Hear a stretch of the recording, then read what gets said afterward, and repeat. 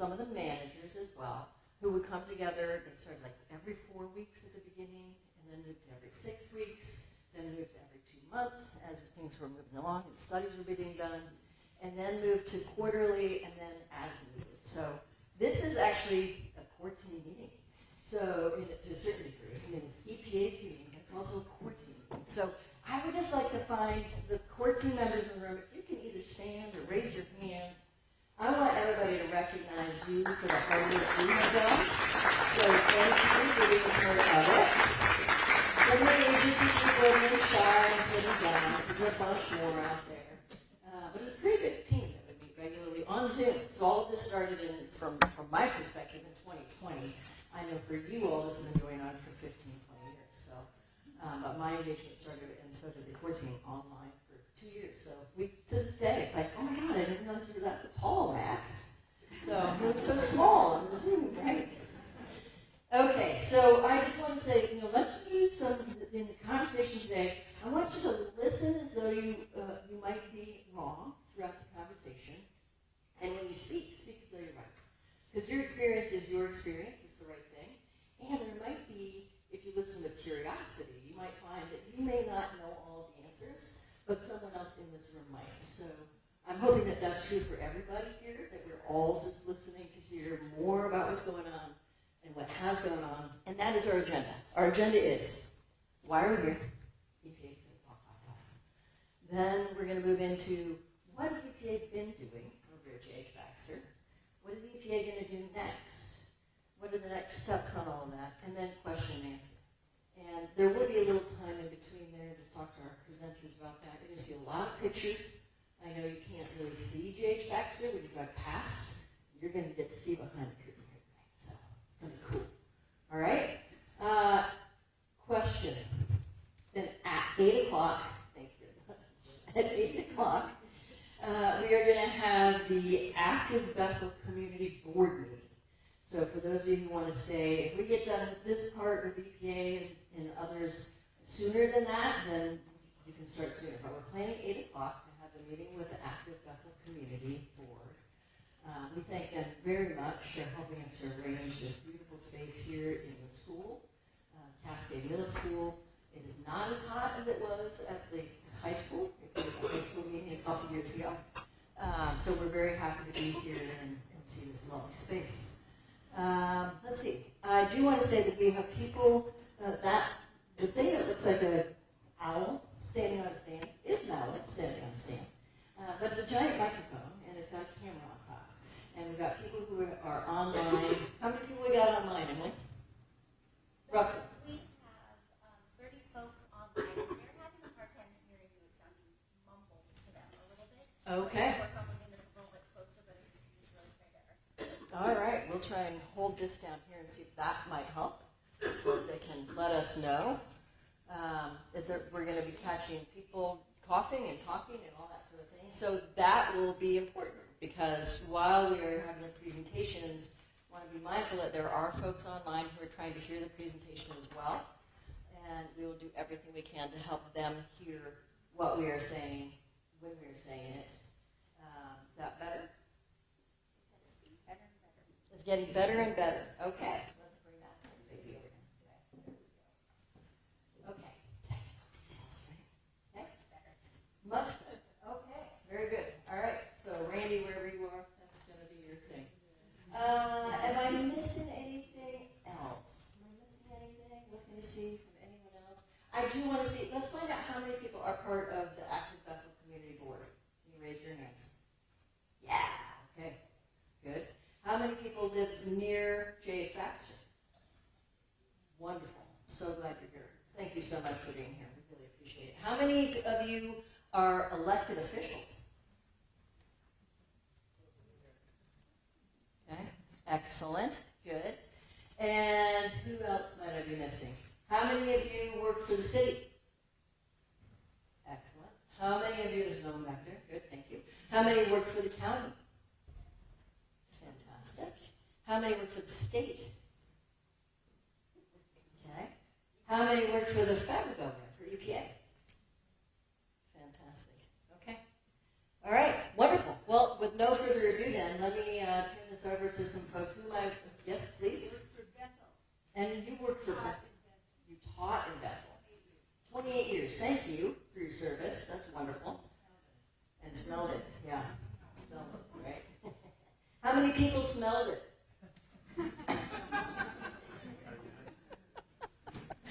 Okay, that's good. All right. So with that, I think I will turn it over and let the EPA Region 10 Regional Administrator, Emma Pilkin, tell you a little bit about why we're here and some of the good news from EPA. So if I can turn this over to you, Emma, please come on up.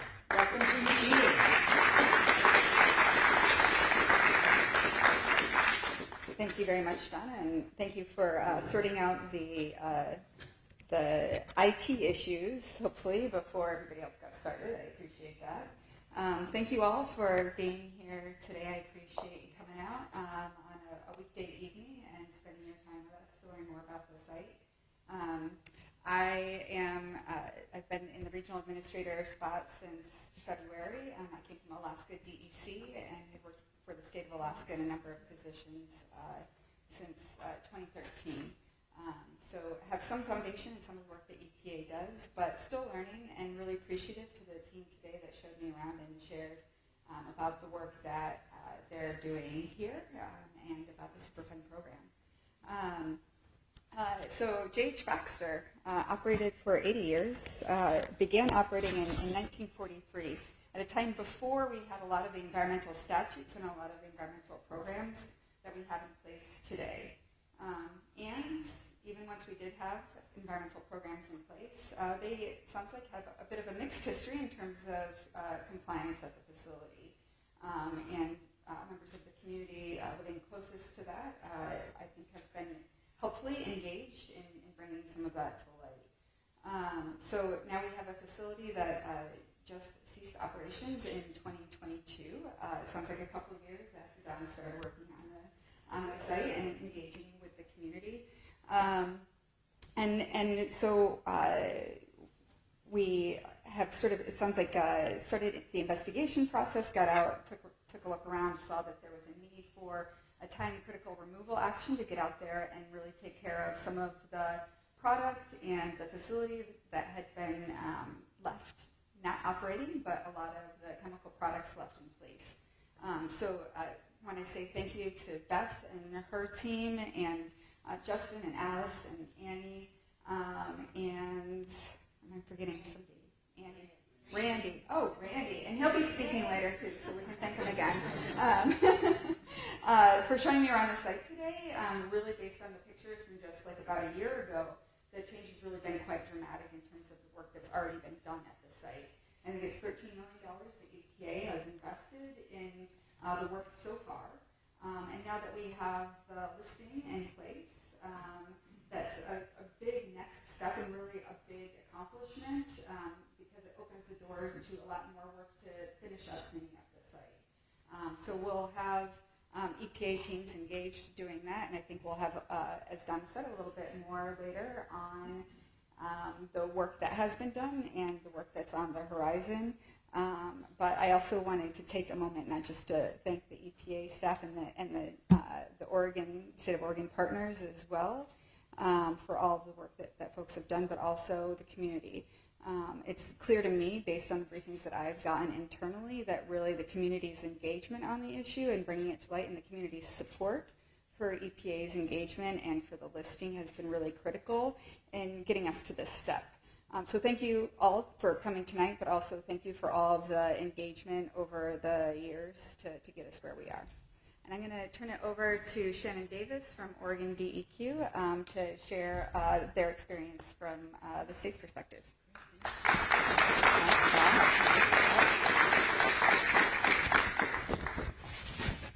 Howdy, everybody. Shannon Davis again with DEQ.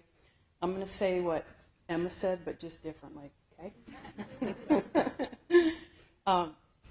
It's just such a joy to come and be part of this milestone. It's my Achilles heel. Thank you. Yes, I'll try. Okay, is that better? Okay, thank you for asking. Well, first of all, welcome to a warm evening in Eugene, right? It is toasty. I confess that I Googled to see what the hottest day in Eugene was, and We're not even close, okay? So it's triple digits is the high. But just to be here today, to celebrate in the milestone and to have everyone here and the contributions is really, really significant. And so many people have contributed to that, but I really want a huge shout out to EPA because this is going to get listed, it's going to get cleaned up the way that it needs to be cleaned up. And if we can also just imagine revitalization, right? Reuse, something to come new.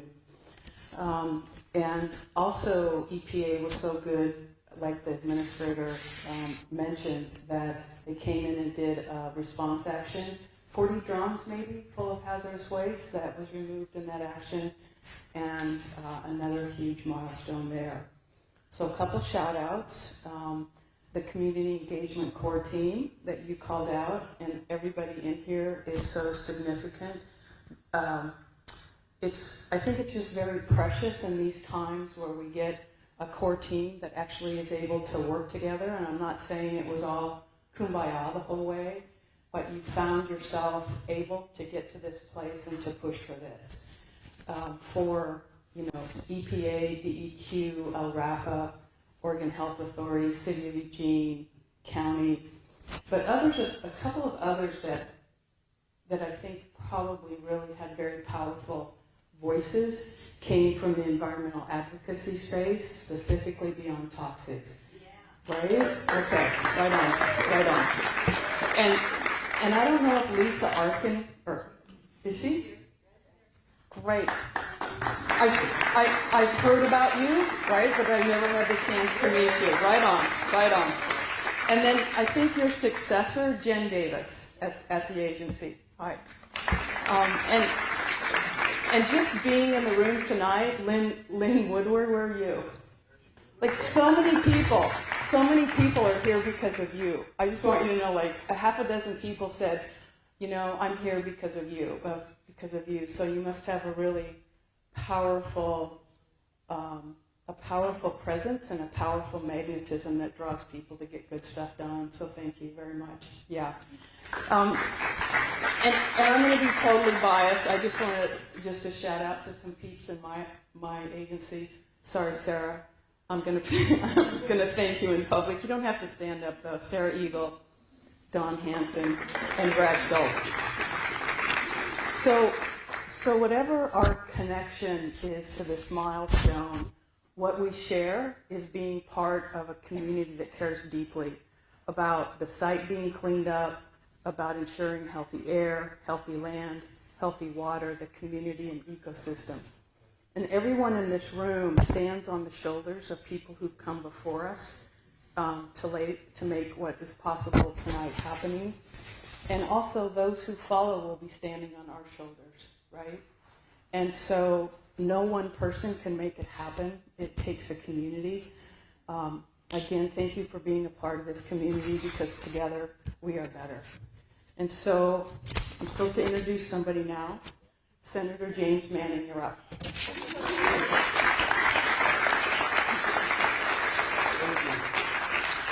Thank you. That was an excellent introduction. I think I need to get you on my team so I can take you out with me and you can introduce me. Good evening, everyone. How are you doing? It is very hot today.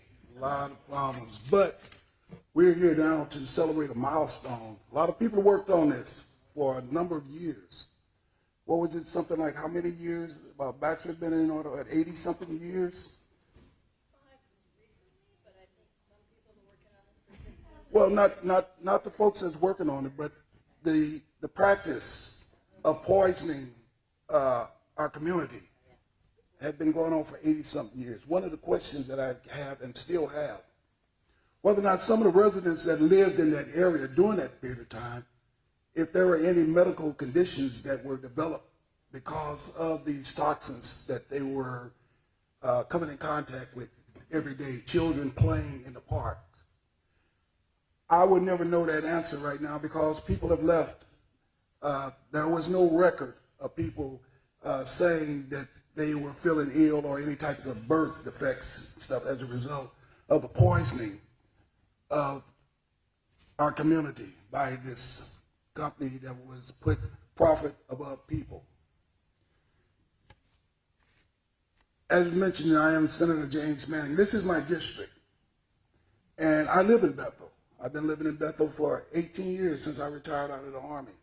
I love Bethel. The people here are nice. The people here are hardworking. They deserve answers. And now we're starting to get some answers. We're getting some help. This is a milestone to be declared a Superfund site, and for our federal partners, state agencies, local partners, local agencies, to all band together. But what's really more important, the resiliency of the people that live in Bethel, specifically those that live close to or nearby Baxter. I still wonder each and every day, what are the causational impacts of living in that area for so many lives? We know that a lot of military installations that they're uncovering saying groundwater is contaminated. And all those folks that have lived there for years and years have gone on and may have received some kind of medical condition, perhaps even some type of birth defects, but never would notice or tie it to that particular area. So I'm not going to stand up here and say a lot, but I did have to say that. And even though my committee, I did highlight this. In the Senate, I am the chair of the Veterans Emergency Management Federal and World Affairs Committee. So my committee is very broad. I can listen to a lot of things, nationally, internationally, specifically local issues that deal with this. And I did talk about J.H. Baxter in one of my committees, how they should be held accountable. But let me give a quick shout out to our federal partners.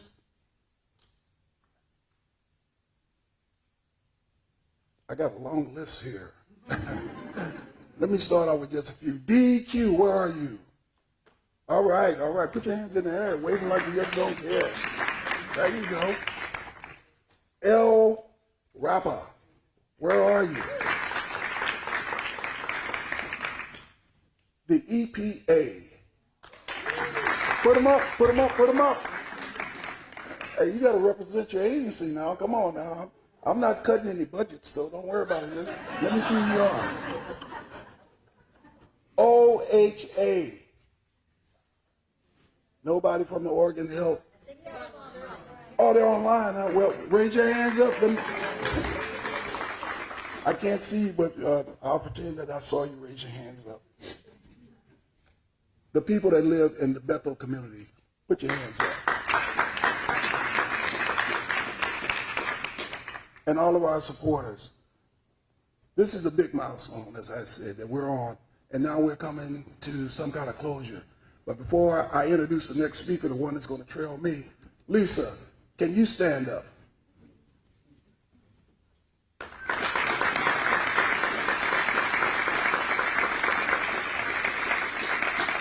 And I got one more. Lynn, you have to stand up.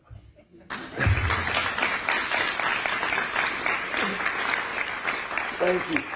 These two ladies have been leading me on this journey, letting me know what's going on, how I can help, where I should be for the duration of a long time since we've been on this road. Now we're here, a milestone. And with that, again, I said I wasn't going to be here long. I've already thanked most of the people that are out there. So let me introduce the young man that's going to follow me is a very good friend of mine. His wife is an exceptional cook. They invited me to their house one time, and I haven't been invited back since then. I guess I ate too much. Counselor Randy Groves, come on down, Randy.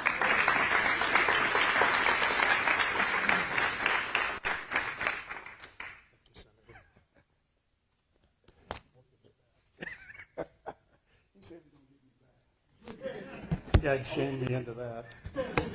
My name's Randy Groves, and I'm the Eugene City Councilor for Ward 8, which includes the J.H. Baxter site.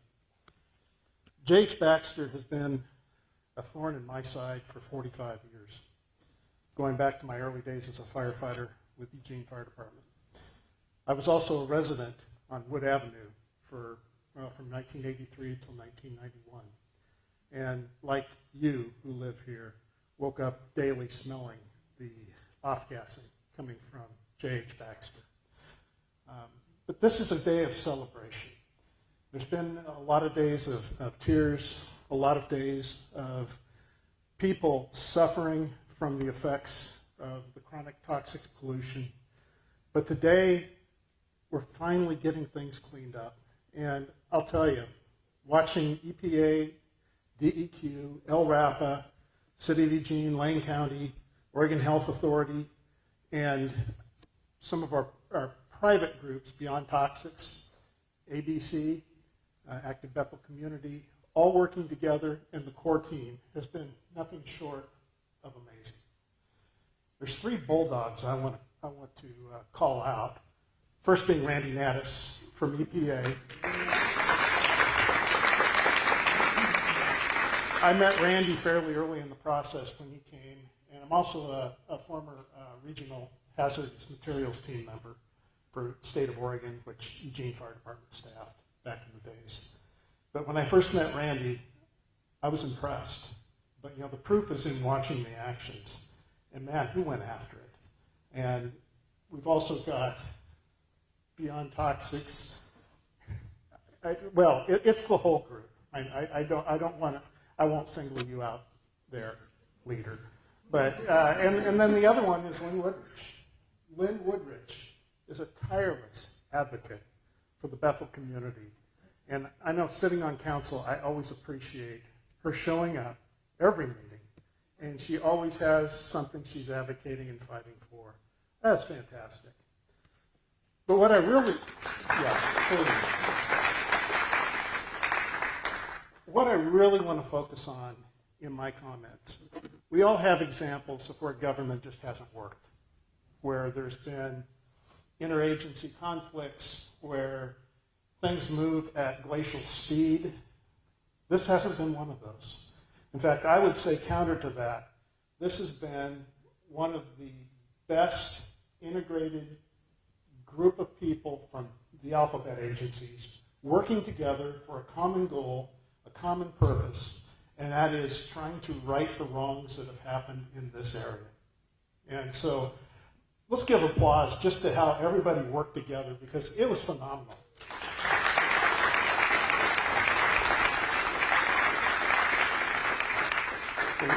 The level of communication, the level of getting things done, and I'll admit, when I saw the change in federal administration, I was really worried that this might die on the vine. EPA didn't allow that to happen. And that is something to really recognize and be proud of. So again, and I don't know if I mentioned LRAPA earlier on, but if I didn't, LRAPA has certainly been a part of this as well. That's the trouble when you start making notes and you can't. I forgot my glasses back in my chair, so I can't hold it far enough out. So anyway, with that, that's all I really had to say. Thank you all for being here. We care about you. We care about your future. We care about the future of Bethel and the properties around there. One last thing I do want to say, too, is another happy day in my time as a city councilor was the day we had a press conference when EPA first came in. And being able to be led by the hand, literally, by some of the residents that had their yards remade, the contaminated soil being taken out, and fresh soil and plantings being put in place. And that was DEQ, state DEQ that did that. And that was just, it warmed my heart, and it was one of those things where really felt good about seeing that progress. But now we can get the actual site cleaned up. That's just going to be amazing. So with that, I want to say thank you, and I'll turn the mic back over to somebody more qualified than me to speak.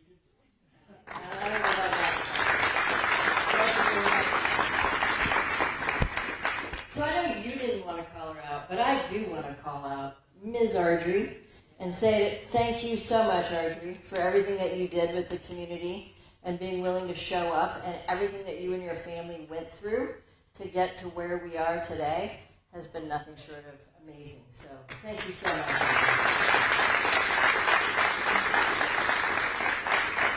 Okay, all right. Well, thank you. Welcome to the people who have joined us as people were giving their introductory remarks. And now we're going to turn this over to the, I think some of us might have called him a terrier, a bulldog, I'm not sure which, Randy Natus with EPA, to talk a little bit about what he has been managing for the last couple of years since they joined us. And we were so glad that they did.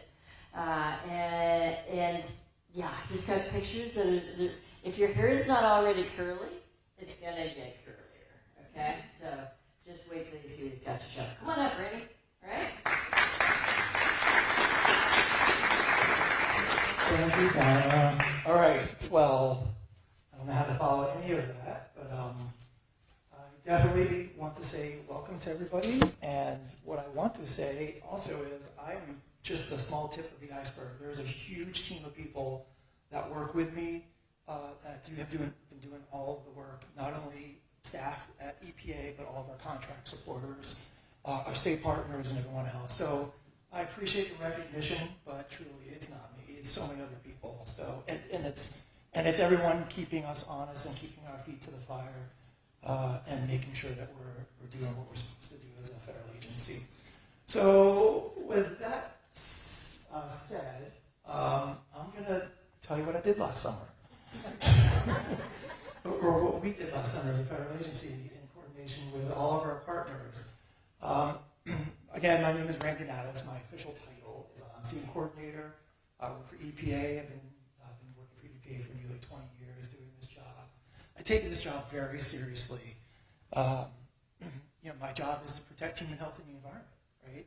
Which is what I try to do every single day. I'm a little emotional today because of everyone and what everyone is saying. Like, this is a journey, it's a celebration, it's a chapter in a long story.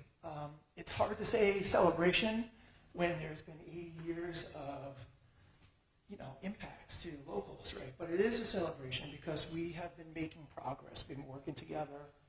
And I'm going to tell you what we did. So I'm going to get to it. So back in August of last year, EPA mobilized to what Emma was talking about as a time-critical removal action.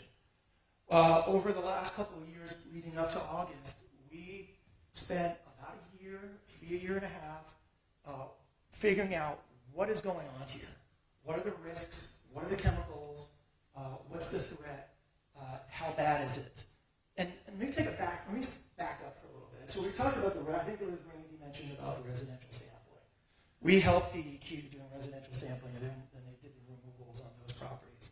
And I remember walking with my DEQ counterparts through the neighborhood, and I was looking through the fence line, like generally everyone's done here, and said, what is behind the fence line? What's over there? I know we're talking about soil contamination from this site, but can I go see the site? I think we should look at the site. So we did that, and through that work, we found that there were hundreds of thousands of gallons of toxic chemicals that were staged still in tanks.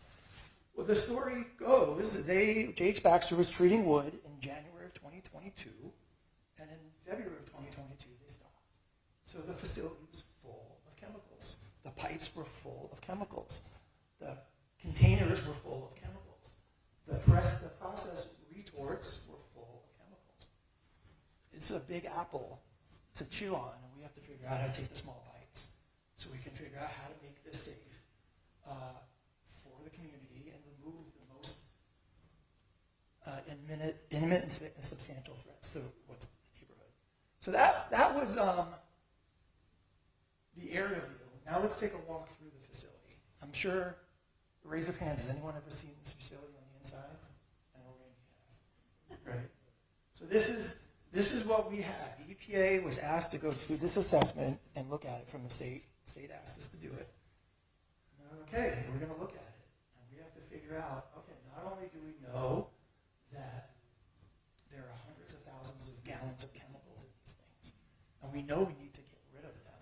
They pose a threat, fire threat, catastrophic release threat. But how?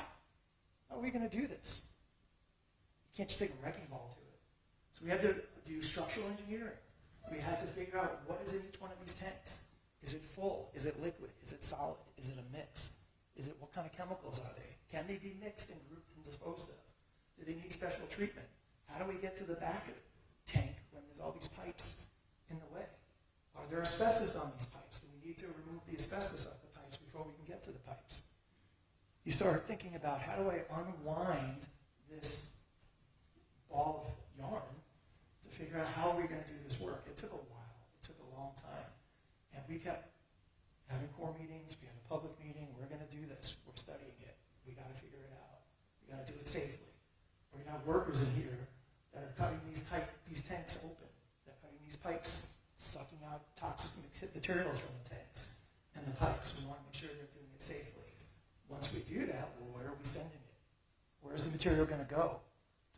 How expensive is it going to be? Do we need to do treatment to that material before it goes somewhere?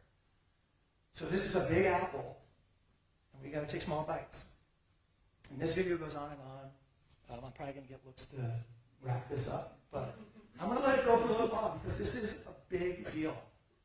This is a big deal. Those are those retorts, right? These 150-foot pressurized cylinders where the wood went in. They got pressurized with chemicals and heat so they can treat the wood for, putting power poles out. All the pipes, underground pipes. One of the challenges that we had was that this facility was still electrified. Right? So still electricity was running through it. So we just can't start ripping into things without first identifying where the electricity is, turning things off. We can't just cut the power altogether because there's still important processes that are going on that we need power to. So again, it's how many threads can we pull and where are we going to start basically mopping ourselves out of the corner, right? Or out of the room, not cornering ourselves. So I want to move on here because this just continues to go. But I wanted you to get a sense of what I and my whole team, the EPA with state partnership, had to figure out to move this forward, right? Because we realized it was a challenge. It just goes on. Has anyone seen this before? It's crazy. There's a lot. There's a lot here. A lot of pipes. Everything's full. What we learned is that there's a lot of asbestos out here. We'll go through that in a little bit. I'm going to hit the next here. This is going to go. All right. So we figured it out. We knew what we were going to do. We got a funding mechanism. We had funding. We had support all the way up with an EPA to do this work. And so now it was time to do the work.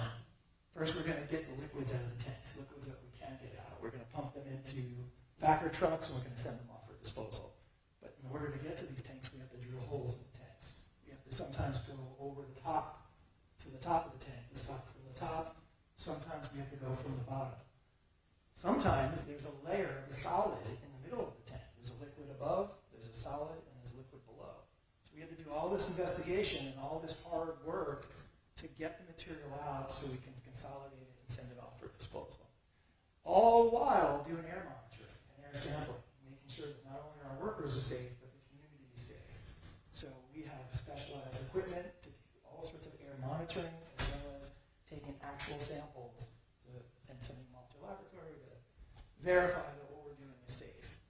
And while we're doing it, we have our folks in respiration, wearing masks, and then wearing protective equipment.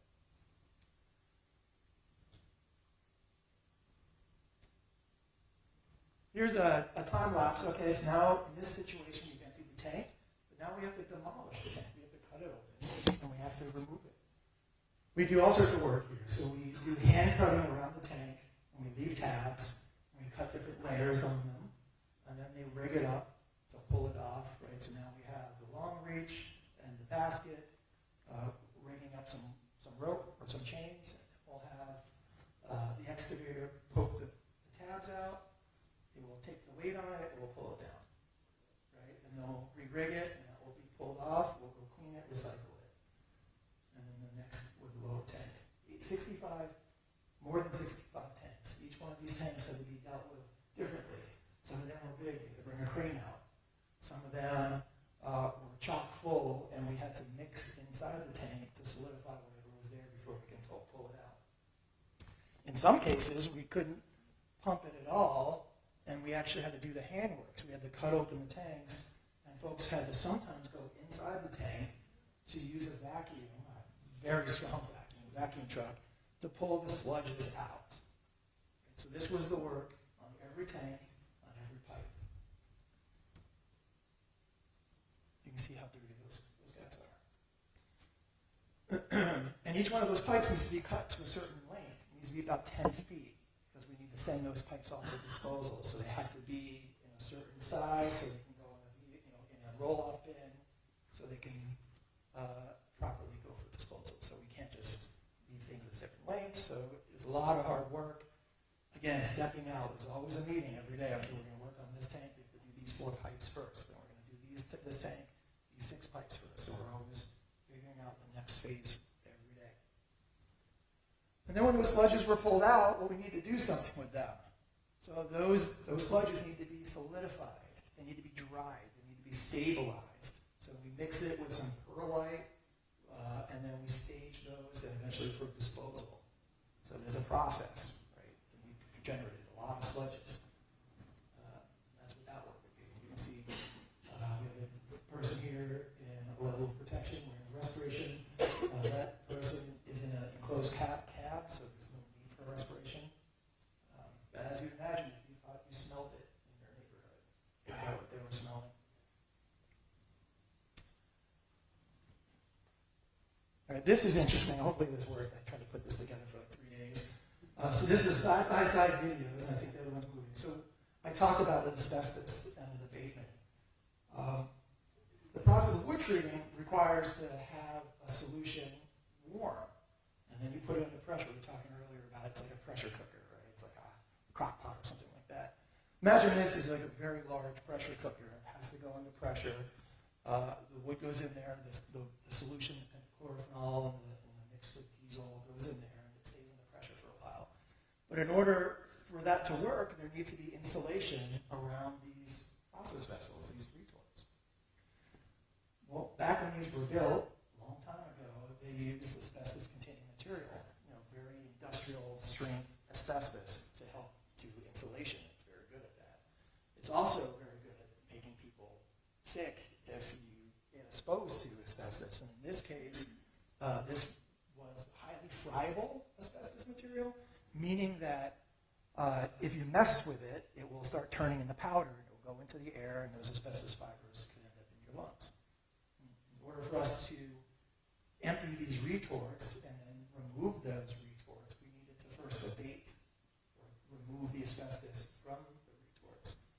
And we worked with our partners at LRAPA, as well as internally at EPA, all of our asbestos experts, to build this enclosure to allow us to safely do this abatement. This was a big deal. It took about 8 weeks to do. And even before we do this abatement, we had to clean all of the concrete around the retorts to make it as clean as possible to lay down that plastic. Because as we dropped material, we couldn't have it mixed. We didn't want it to be mixed with the sludges on the ground because it changed the way we had to handle and dispose of material. So we did our best to line it and then to clean it out. Why this tent's important, if you notice, it's sort of being sucked in a little bit. So that tent's under negative pressure. There are about 8 negative air units on this tent pulling the air in. And what that does is when the workers are doing the abatement, I think you might be able to see on that top, there's some folks on that top level, when they're doing that handwork, they will, even though they're wetting the material, there might be some fibers that get generated in the air. The negative pressure is supposed to pull the air through a filter and capture whatever fibers might be in there. And so that's very important to have this tent in place to do this work, and it worked. So this was a lot of work, and it was just another step in the process of another bite off that apple. I think I can move to the next one. So I have a video of the actual handwork of this asbestos removal, so you can see the workers in their personal protective equipment, their PPE, and their respirators doing the work on the left-hand side. On the right-hand side, we have Coast Guard. They're our federal partners that can provide a lot of services to EPA, and we partnered with them to provide some health and safety expertise. And they're monitoring the asbestos-containing unit here, making sure that the air is under the appropriate pressure, or negative pressure, and They're also evaluating the shower system, so when the workers come out of the zone, or the sort of a hot zone as we call it, they go through this shower, and whatever's on them gets washed off, and all that water gets collected and cleaned. So they were just doing that support for us, but you can see how involved this process is. So we did all that basic work so we can ultimately address and remove the actual pressurized cylinders, those retorts. Before we can remove them, we have to clean them. We have to remove the sludges. This is what a day in the life of a retort cleaner looks like. It's pretty dirty. Thankfully, it wasn't a hot day like today, but it was definitely hot days out there, and you're working in these cylinders, again, with personal protective equipment. We're doing all of our air monitoring. They're as safe as they could be, but you can see they're pretty dirty. So this is the work that they needed to do in order to clean those things out. And all of that liquid is generating sludges that then we need to stabilize and dispose of. So that's hazardous sludges. But you can see there's no more insulation on those, right? So we cleared off the insulation that's been removed and taken care of. So now we can remove the actual retort. You can see it's much cleaner. There's less sludges in there, so now we're cutting them up. We cut them in 10 or 12-foot sections, depending on the size of them. Half moons, we do a top and then a bottom, and then we remove them, clean them, and recycle them. The retorts are roughly an inch, if not a little bit more, inch thick steel, very hard to cut through. So those are two plasma torches they just sit there. It's probably like a video game to them, I don't know, but they just sit there and cut away, and this person has a hose, he's on fire watch. Right? So pentachlorophenol, which is the primary wood treating solution we use, one of the things that's important to know about, depending on the solution that's being used in the wood treating, it's roughly 5 to 9% penta. The rest is diesel. Right? It's fuel. Diesel is used as the carrier to get it into the wood, so it will catch on fire, as you can imagine, so we have to have someone there doing fire watch in case there's some sparks. And we didn't clean up all the sludges. So that's why they're there doing that.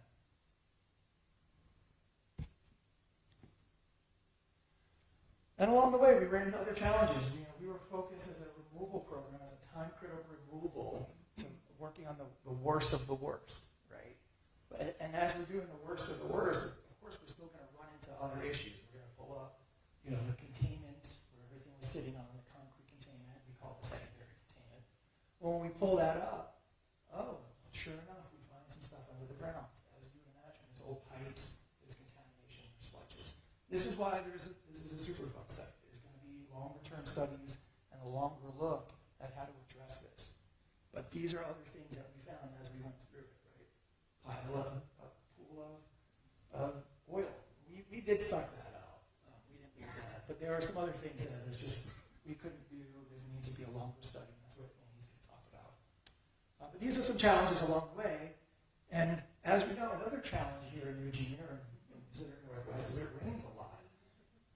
It rained a lot last year. I think we had 60, 70 inches of rain, which is a problem when you have an open air facility like this. So when it rains and water falls in those containments, that water is now contacting hazardous substances, and that water is now considered hazardous substance. Right? It's going to pick up the metals and the other thing that are in those metals, the other thing that's in that containment, the sludges. So that requires us to do more work. We had to capture and collect all of that water, all that rainwater, and evaporate it. We collected and evaporated over 370,000 gallons of water that fell in that facility.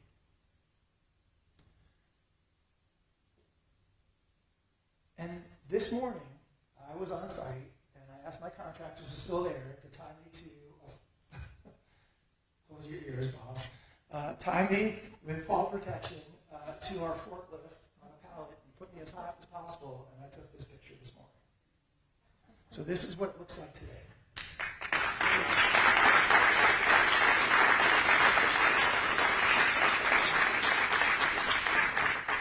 All that stuff's gone.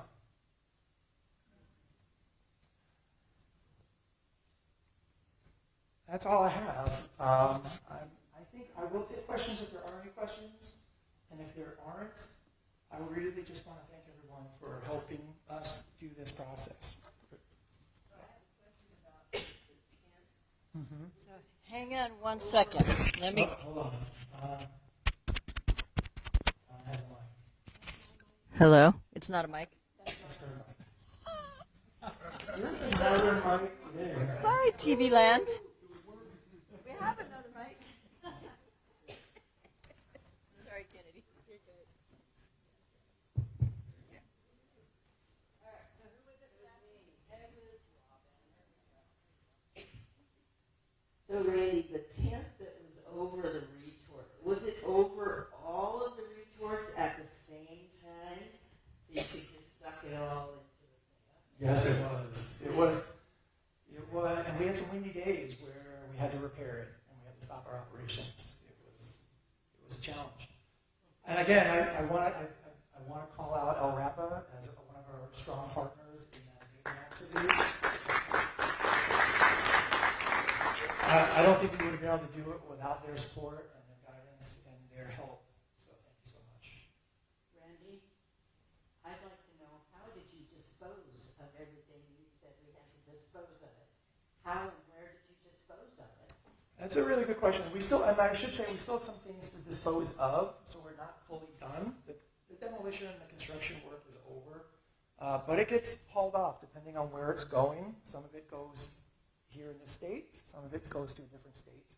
But most of that material has to be incinerated, has to be burnt, because it has materials in there that can't go anywhere else. So most of it goes to incinerators. Do you have another question about that? Well, actually, so my question was, you're currently evaporating the contaminated rainwater. Is that what the constant emissions from the Baxter site are? We're done, but we were evaporating. They're still going as of just a couple days ago. There must be somewhere else because we're not doing it anymore, I promise you. I'll go back to that picture. I can show you a video. It's not there anymore. But that was contaminated rainwater that was emitting Yeah. from Baxter for the past several months. Well, yeah, and that's a traditional way that water gets evaporated from witch readers. They use water cooling towers, and previously, as you're probably aware, they had a permit to do that same process. And so the permit to continue polluting the air in the neighborhood here. I would say that's a good question. We can hold it for later. We did sample anything around there, and it was And then to water follow vapor. up, where did you take those materials to be incinerated to? To an approved incinerator in Utah. Yeah, it's called aragonite. Aragonite. Yes.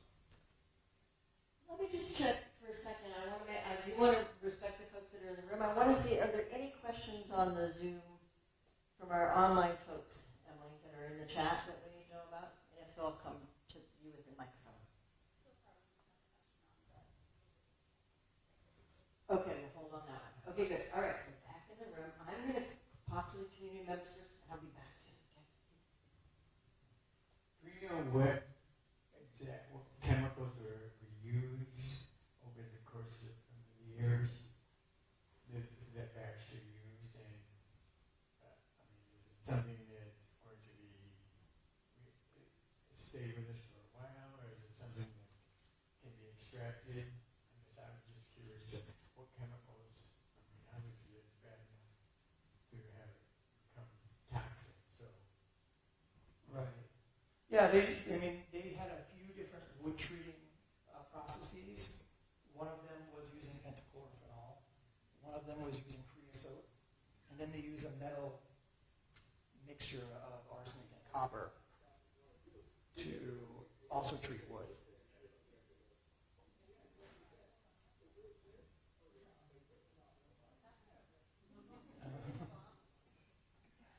I hope that answers your question. They had a lot of different chemicals on site that they use in their processes, but it was their traditional wood treating chemicals. All right, a couple more questions for you. Yes. I was looking at the picture you showed from Skinner's Butte out to the plant there.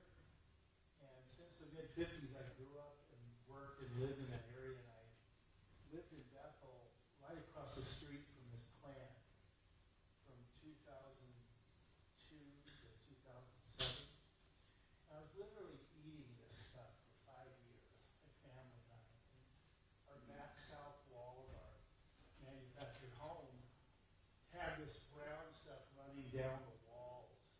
just like what was in the plant where the guys were running around in their toxic-proof suits. We didn't have any toxic-proof suits. We're just eating this stuff. No wonder I've had a headache for 40 years. Here, then here, there. I'm not sure that you're the person to answer the question, but I have two questions actually. Who should have been in charge way back in finding out the pollution that they were producing? And second of all, why did it take so many years? Yeah, I don't know if I can answer either one of those questions. I hate to do that, but I don't think I can answer either one of those. Because you're not sure. Yeah, I'm not sure, right? So my job is, again, to do cleanups, right? It's a tough one to answer. It's a tough because one. it goes back so far, Right. right? So, great question, and who knows right now? Ready? I have a question about medical follow-up for children who were conceived and born during the 2019 boil-offs.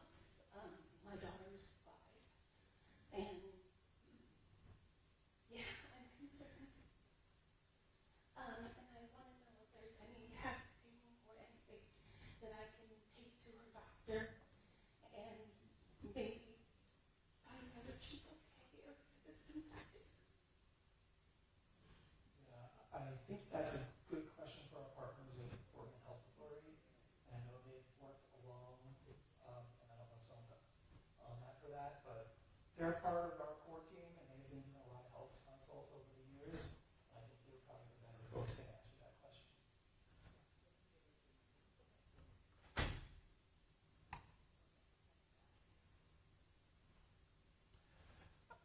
You know, Donna, maybe one or two more because Amy is really where we're going next, right? Yeah. What's the status now? What goes on from now? That's a great lead-in. Ask that again in a minute, right? Let this one ask a Yeah. question about Randy's, then you can ask it, and we'll turn it to Annie, because Annie's going to answer that for you. All right.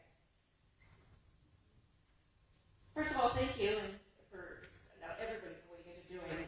My question is, and you may not be able to answer this, we didn't purchase our home until the factory stopped, like that month, that year. Our salesperson, of course, said nothing. We knew nothing. We found out once that the documents were signed and we moved in.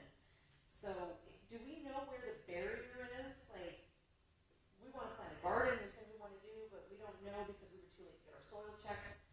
We were, is there a boundary line of where in the neighborhood? We're on Elmira and La Casa, so we're like right next to Baxter, but.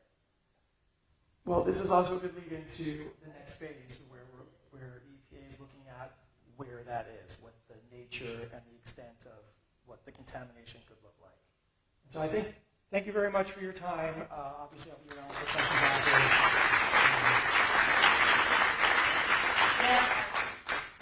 Future. Okay, so there is a question on the Zoom, but it looks like it's future focused, so we're going to hold it until Annie goes and does her presentation. It might answer the question. If it doesn't, we'll have time after. Annie, thank you. All right. There we go. My name is Annie Christopher. I'm a remedial project manager for EPA. I work in our Portland office. So I know you guys are all familiar with Randy, but the site will be transitioning from the removal program to the remedial program. So my face is what you'll see a lot more often in the next couple months and a couple years. Next slide. So Randy's been telling you about the removal program work, but under Superfund, we have two different types of work that can happen. So we use removal actions for emergency oil spills and chemical releases or short-term cleanups, which is what Randy has been doing the past year.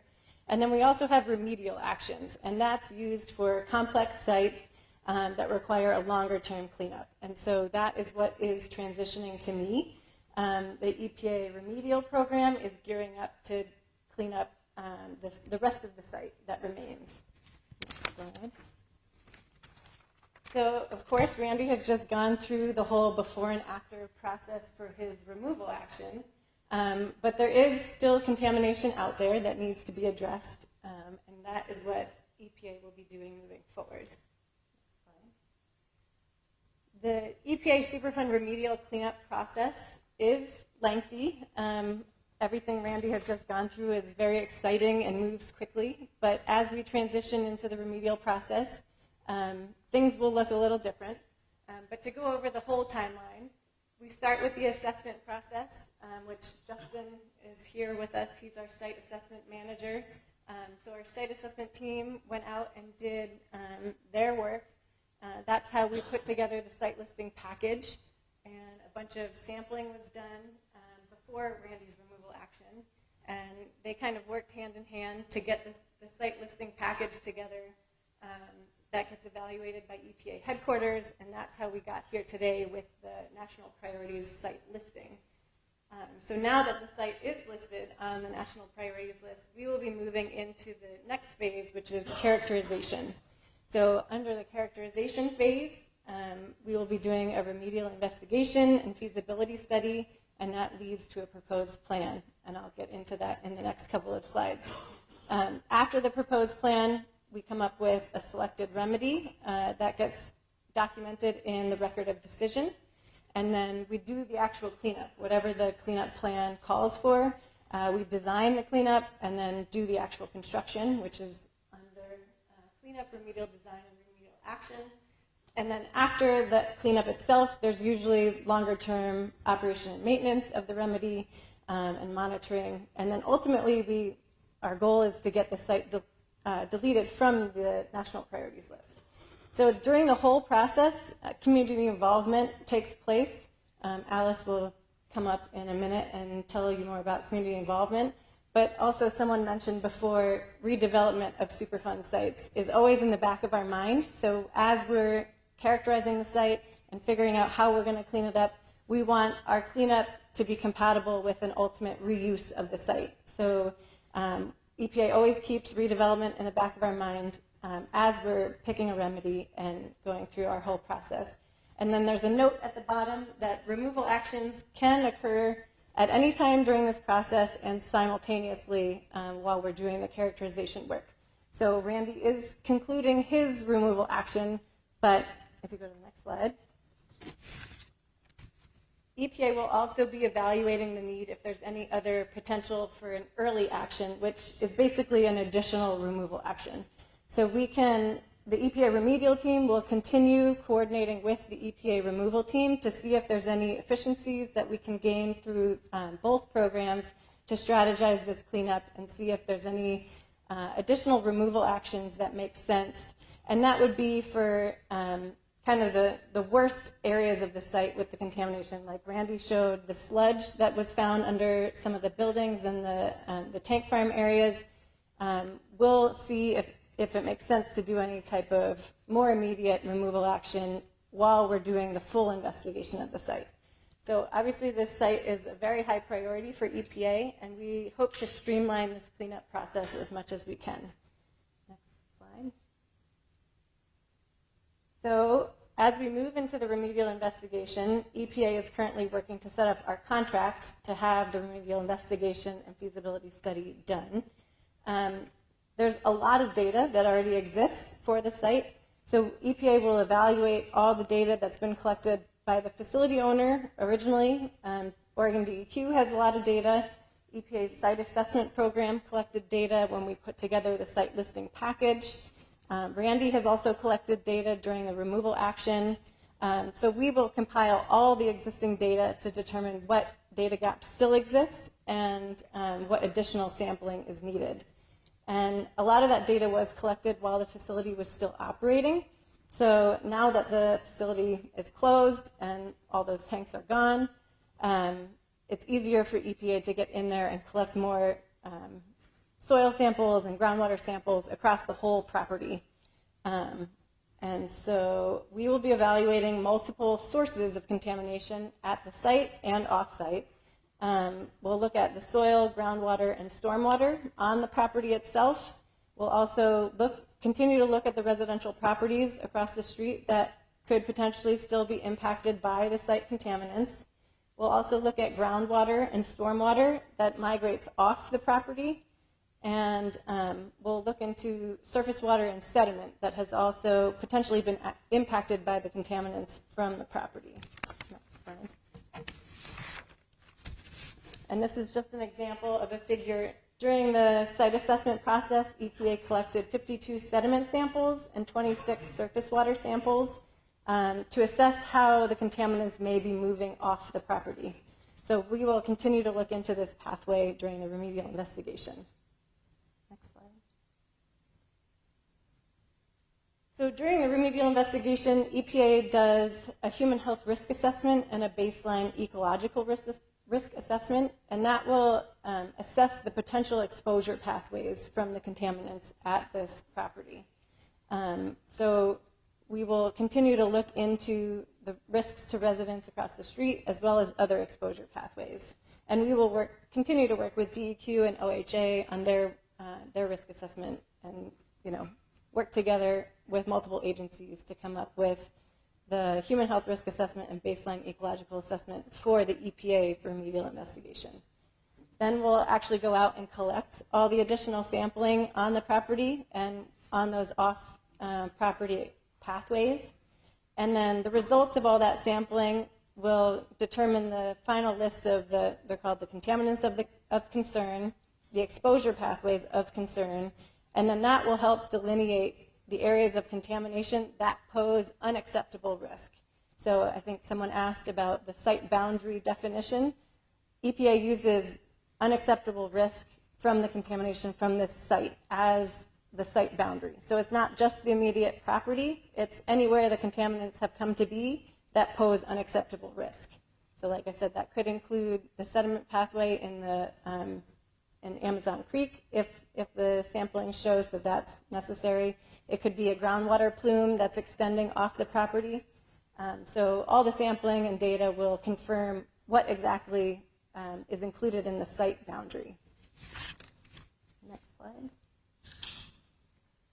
So once we finish the remedial investigation, we do what's called a feasibility study. And in this study, we evaluate multiple technologies that can be used to clean up the different media that's impacted by the contaminants. So that includes the soil, groundwater, stormwater, surface water, and sediment. Some examples of how to clean those media up include soil excavation and disposal, like Randy has done during the removal action. You can treat soil and groundwater in place. There's potential that we would continue to use the current existing groundwater pump and treat system and stormwater treatment system. We'll evaluate those systems to see if there's any improvements that need to happen to those systems. There's a potential to cap soil in place. And then for sediment, it's usually dredging or capping. But like I said, the feasibility study will evaluate a range of technologies that could be used. And then after the feasibility study, EPA selects a preferred alternative or a combination of those technologies for each media, and we put that together in a document called the proposed plan.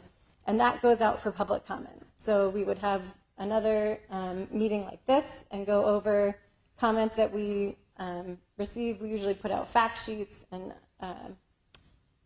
actually this is the perfect transition.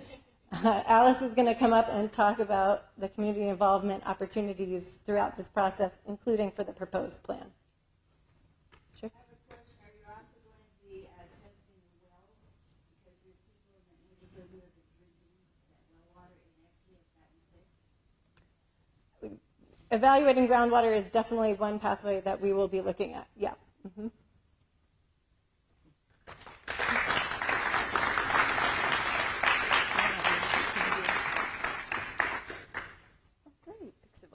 Hi, I'm Alice Corcoran. I'm a Community Involvement Coordinator and Public Affairs Specialist with the EPA, and I have been working on Baxter for about 3 years now, so I know quite a few of you in this room, and I'm really excited to be here with you as we talk about becoming a Superfund site.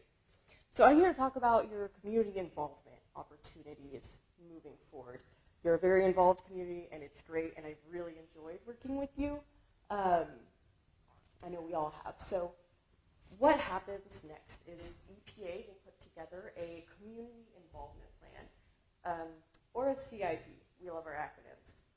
And a CIP is exactly what it sounds like. It is our plan for how to involve and engage you all moving forward. So this could be, it could outline a desired frequency of public meetings. It could outline, how often you want to receive fact sheets, those kinds of things.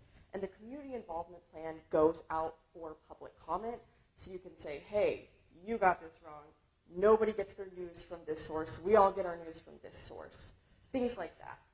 So it kind of just outlines how we'll reach out to you, engage you, how often, those sorts of things. And it's a living document. It's updated on an as-needed basis. And I'll reach out to many of you for interviews.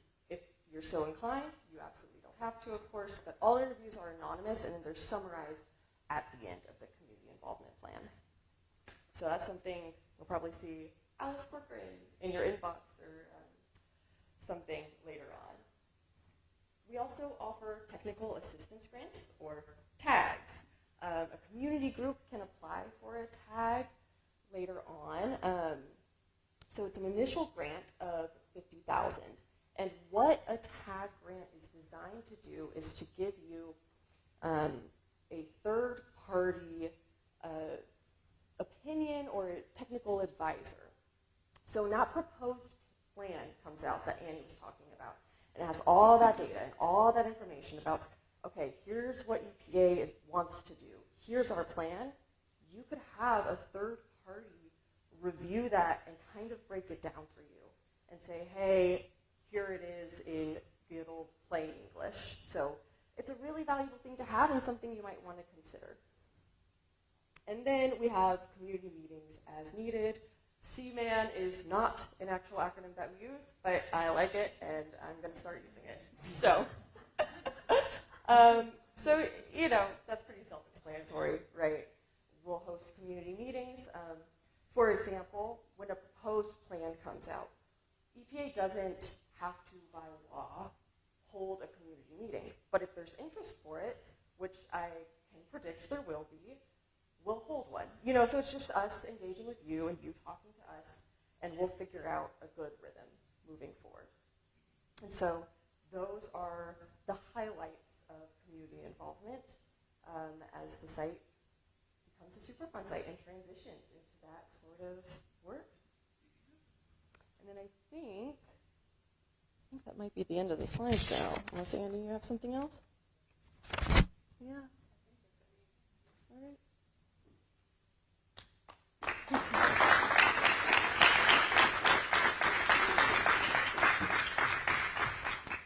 Okay, so let's see if there are any more questions for the EPA folks about what's going to be happening next. And thank you. We've picked up some names and phone numbers. We've already passed them to the Oregon Health Authority, the modern miracles, right? So questions for EPA? Yeah, we got another question there. And anybody we haven't heard from, please feel free to raise your hand. Thanks. So, given that this is the third Baxter Superfund cleanup site in Oregon, and there's been dozens around the country, earlier it was a question of why did that take so long? So I'm curious if anybody could address that. That's one. Two, in that remedial site initial assessments, there was dioxin found in Trains-on Park, which is still there. And kids are still playing in that park. It's said that it can't be coming from Baxter because it's too far away. It's close to the train yards. We know the train yards are polluted. That's been an ongoing thing, at least since the late 90s when DEQ started assessing that problem. I'm wondering how we're going to get to not just the Baxter site, but the entire conflagration of environmental, industrial, toxic waste that is within this neighborhood. The railroad, the Trains-on Park, I don't know, the Snitzer Steel, the glue lamp facility, the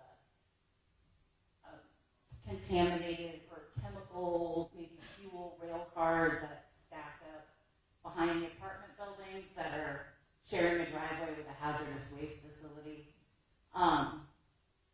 yeah, I'm wondering if anybody can address any of those questions. And then more specifically, you mentioned the aragonite disposal facility, but you also mentioned that you sent some of that waste to facilities here in Oregon. And I'm wondering where those are or what that is. That sounds like Randy. Alice.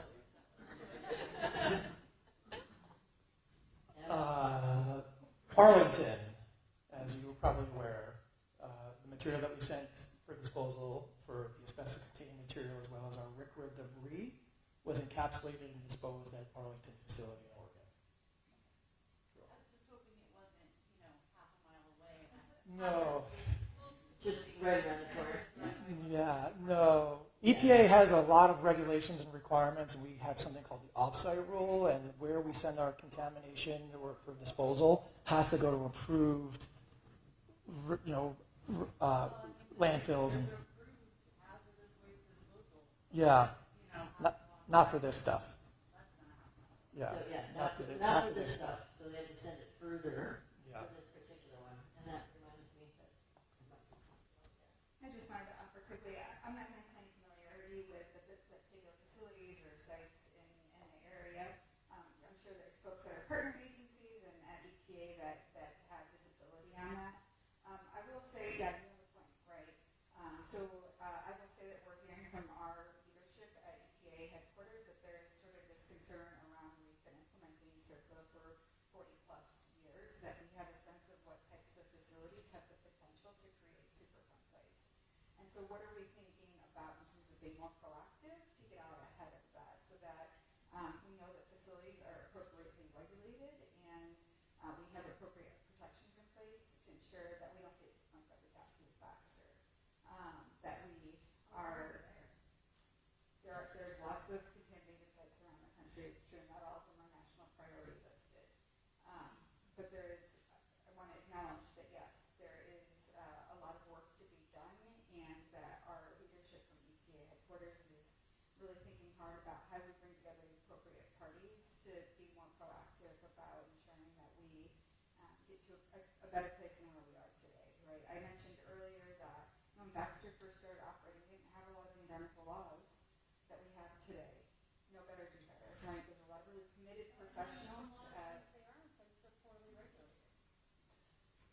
So we're going to stay focused on J.H. Baxter, make sure that folks that want to have some more questions, we got a couple of yours. I'm going to go to Tessa first. Thank you for that. Do you want to finish? Sorry. Yeah. I just wanted to sort of add, there's a lot of really committed professionals at EPA and our partner agencies that are working really hard on this. And so I appreciate the concern and anxiety around the issue, and it's valid. And there's a lot of folks that are working really hard on it. Yeah, that's why we're here to celebrate. I just want to say thank you, everybody who's been working on this for years to get the Superfund designation. That is wild in my mind that I live in an area that has a Superfund designation. I'm just wondering how many applications are there or packages that are sent and percentage-wise actually get a Superfund designation, just to show how much effort went into this and how monumental this is. They're looking around. Who's getting into this? But Justin can probably Correct me if I'm wrong. I don't know the total number of sites that we assess across the country, but less than 1% become Superfund sites. A lot of sites we take a look at and we refer to our state partners. The state of Oregon has a great cleanup program. They're doing cleanup work all over the state.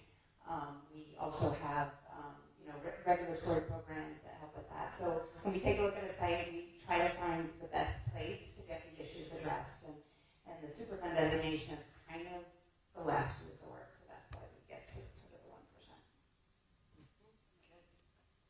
Okay. Another question here, right? Yeah, does your inspection boundary include the scrapyard next door to this place? I mean, this is place, you can't tell me there's not any pollution underneath that. So- Adding to it or hiding it or whatever, because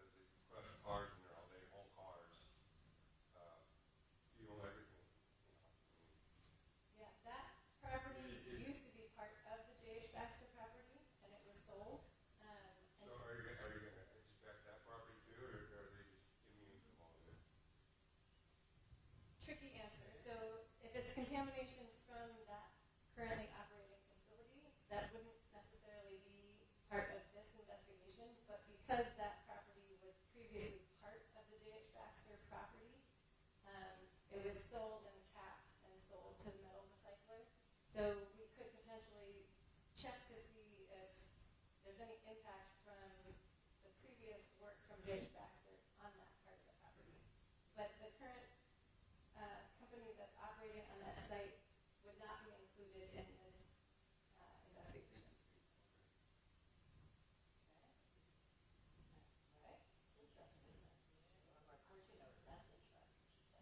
See, people are still learning things every time we come together. Any other questions? You want to ask the question? Because she'd like you to.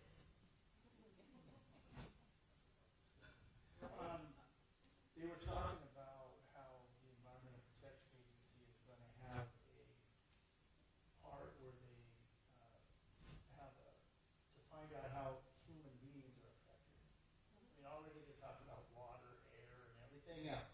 But I'm sure that a lot of people from Bethel and around town want to find out how the Environmental Protection Agency, do they classify human beings as part of the environment? So we do a human health risk assessment. That's what I was trying to get yeah, at. and an ecological risk assessment. So we evaluate both exposures to humans and Yeah, okay, well, that's good. Now we're on the same page.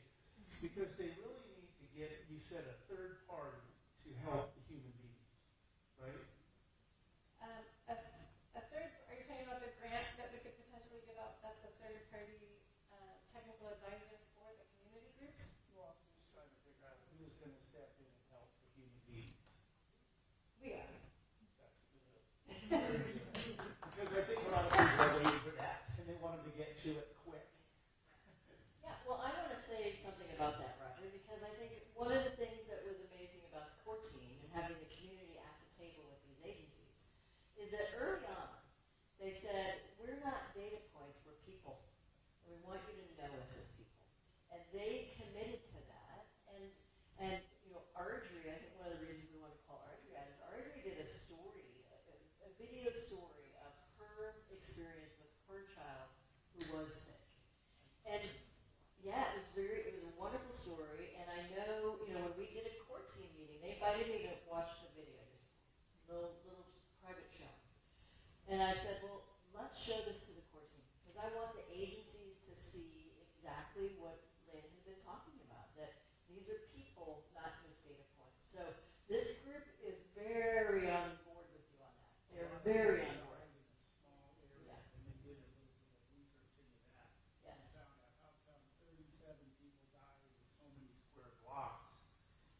This doesn't happen unless there's a serious problem. And this is why they're sending this toxic stuff over to the Hanford disposal area, because this is something that's very dangerous. So we can't be concerned about it. Right. And we can be. I've been eating this stuff for 50 years. I know. And now, you know, thank heavens we're at a point that we are now. And so thank you for being here with us, Roger. Leslie. I wanted to know more about this group that is involving people who got sick from Baxter and about joining them. I guess from what I heard, they're involved in a legal gap. Oh, I'm sorry. Okay, I wanted to know more about the group that's involved with people getting sick from the chemicals in Baxter. I'm one of those people, but I haven't been able to connect with anybody else about it. And I wanted, you said from the EPA that they are helping or doing something about the people, and I want to know what that is and what I can do, what I need to do.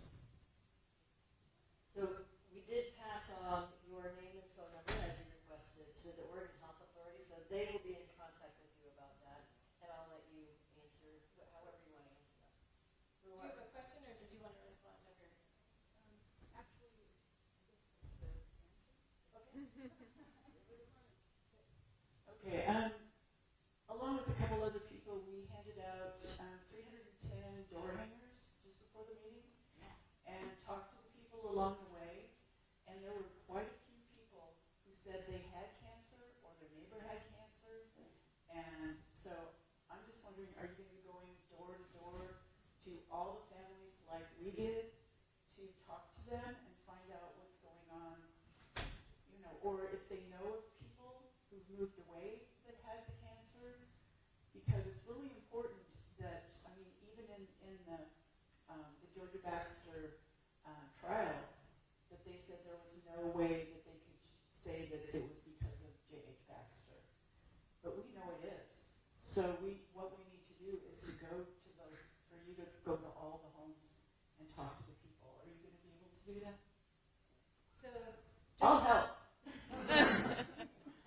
Just to clarify a little bit more information about how a human health risk assessment works for EPA, we evaluate the chemicals that we know were generated from this facility, where they've migrated, and what the risk is from an exposure to those chemicals.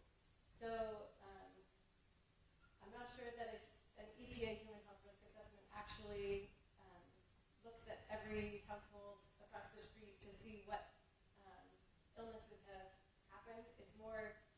It's a theoretical evaluation of calculating a risk from an exposure to these specific chemicals from the site. So I'm not totally sure. That's just data. We don't want data. So there's been a number of mentions of the Oregon Health Authority, and there's another federal agency that is similar, and they're the public health agencies that we work closely with. We're kind of the environmental side. So under the Centers for Disease Control, it's called the Agency for Toxic Substances and Disease Registry. And they do have resources for epidemiological studies and other types of public health things.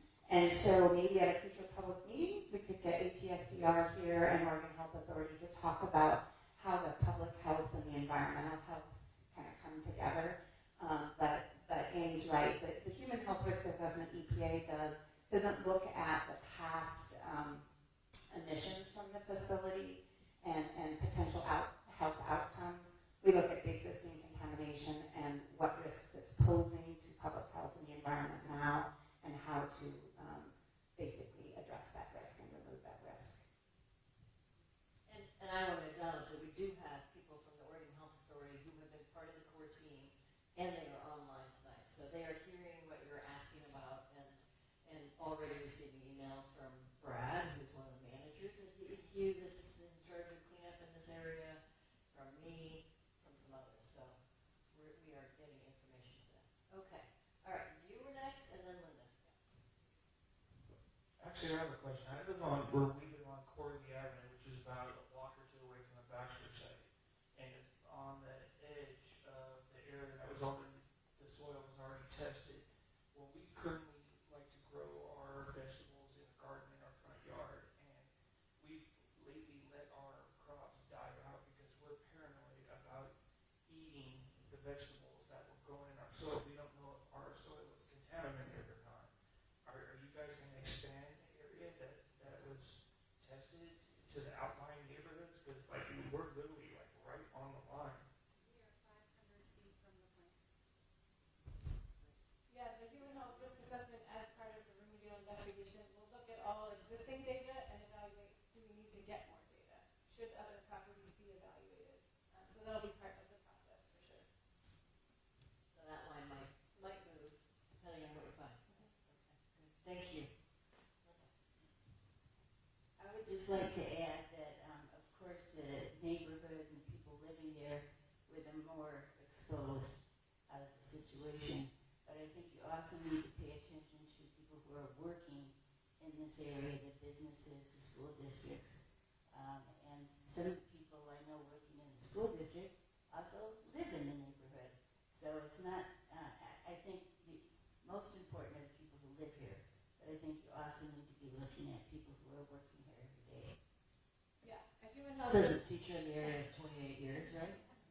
The human health risk assessment evaluates the different exposures, and that includes the amount of time you're exposed to something. So obviously, if you live here, you're exposed a greater percent of the time. But if you also work in the area, that is a different amount of time, but that is still looked at.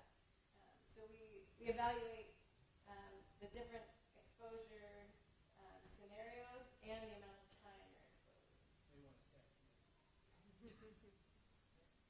Will there be testing indoors?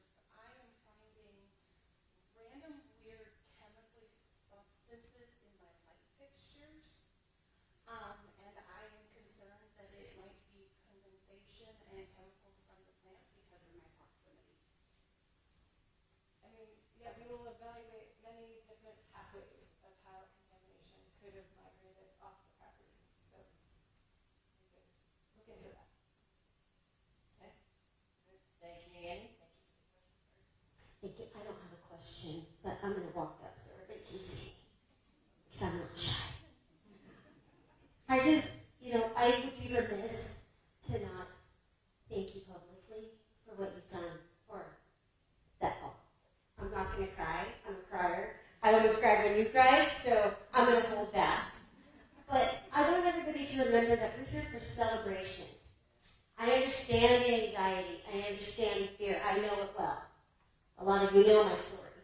I have a child who got Hodgkin's lymphoma. She had to have a stem cell transplant to survive. That's how she survived. So I'm here to say we're celebrating. This is great. This is fantastic. This is what we wanted. This is what we started to do. So I hear the fear. I hear the anxiety. I hear the anger. But it's directed at the wrong people. Because these people did it. We did it. So remember, this is a celebration. This is not finger pointing. This is not saying, what's going on over there? Because we're celebrating what's going on here right now with J.H. Baxter. So I didn't have a question, but it was burning in me to say that. Okay.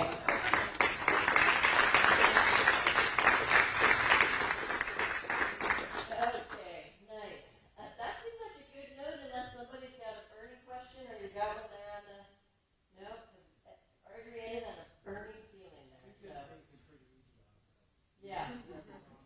It's been good. It's been a great meeting tonight, so I really appreciate that. I really appreciate the spirit that you came. We've been at some other ones in the past, so we're glad to be here tonight. Thank you all. I want to thank the Bethel School District for letting us be here tonight. I want to thank Rick. Where is Rick? There he is back there. Rick, who helped us set all of this up tonight and stayed over time, listening to everybody. Thank you so much, Rick. Thank you to Alicia for helping us figure all this out. Thank you for Lynn for connecting us, and Dylan and everybody else. And I see Robin had something. One last question. Okay. Are we going to still be doing any core meetings, groups? Any more core group meetings in the future, or are we going to be shuffled off to tag? I have a hard time imagining you all being shuffled off anywhere on your own, actually. Yeah, I'll let you answer that. Yes. There will be core team meetings. Don't you worry, Robin. Yeah, this isn't the end of the core team, but we did want to share this information with the core team and the rest of the community all at once, so you could all hear the information, meet people who are leading this charge for us. Thank you all very much for doing that. I want Ruth. I don't think anybody introduced Ruth. Ruth is the new regional administrator for DEQ around here, so I'm going to make sure you get her. And we know that Carol Smith is here as well, so if you want to talk to anybody from the city other than the city councilor, please talk to him. Brad, who is the head of the cleanup here in the region for DEQ. Just want to make sure. And Sarah, you already met Justin's with EPA, Max with Florida. I just want to make sure you meet the folks that are working at these agencies. Dawn with DEQ. Am I missing anybody with the test? I think that's everybody. So, in addition to the people who come in from out of town. So welcome. I hope you've enjoyed meeting people. Thank you for bringing the good news to everybody. Emma, everyone, thank you so much.